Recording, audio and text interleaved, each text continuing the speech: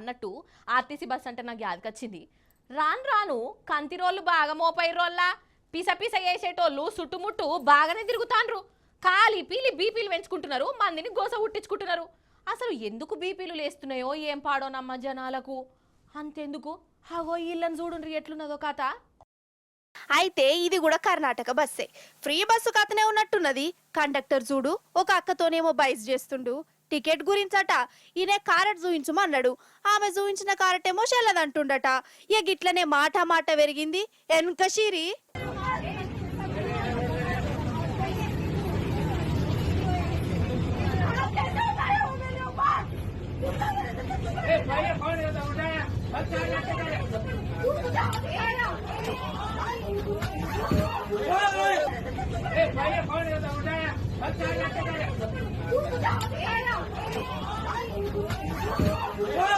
Or దేవుడో ఏందిది, మనిషేనా అసలు?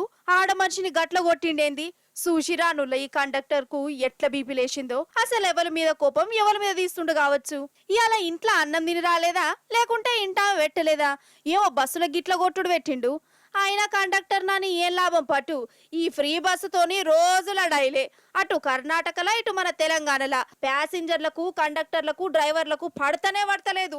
దుష్మన్లను చూసినట్టే చూసుకుంటుర్రు ఒక్కొక్కరు. ఇక సీట్ల కోసం ఇంకో టైపు లొల్లి. సరే ఈ లొల్లి ఇటు చూసిర్రా, ఇప్పుడు కామారెడ్డికి వెళ్ళి పోదాం పారి. ఆడ ఇంకో బీపీ మనిషి తిరుగుతుండు.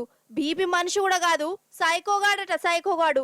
డైరెక్ట్ పోలీస్ టౌన్ లోనే పిస పిస చేసిండు. వాని పిసేషంకున వాడెత్తు కత్తి తీసుకొని కానిస్టేబుల్ మీదికి పోయిండటనోల్లా. ఇక స్టేషన్లో ఉన్న ఫర్నిచర్ గిర్నిచర్ అంతా సత్యనాశ చేసిండు. మరి ఎందుకు గిట్లా చేసిండయా అంటే ఎవ్వరికి అర్థమైతలేదు. రాత్రి పూటగా తాగిండట, ఇంట్లో లొల్లి పెట్టుకుండట. కథం ఇక రయ్య ఉరికొచ్చి రామారెడ్డి పోలీస్ టౌన్ లో గిట్లా రచ్చ చేసిండు. ఆఖరికి మన పోలీసులు తాగుబోతులకు కూడా అలసైపోయారు కదా. అయ్యయ్యో గిట్లనే అనుకుంటుర్రు కామారెడ్డి వాళ్ళు.